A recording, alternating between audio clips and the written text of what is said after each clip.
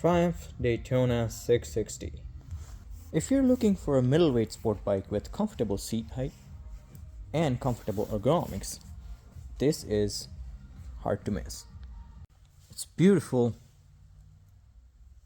95 horsepower, 51 pound-feet of torque, Michelin Power 6 tires, 4-piston Triumph spec brakes, 310mm dual disc in the front.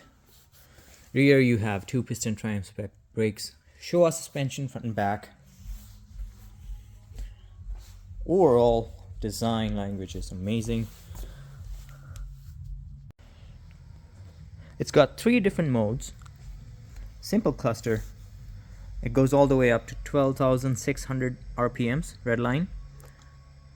Road, sport, and rain. Simple design, beautiful, sleek, handles really well too. And you can also add your up and down quick shifter as an accessory.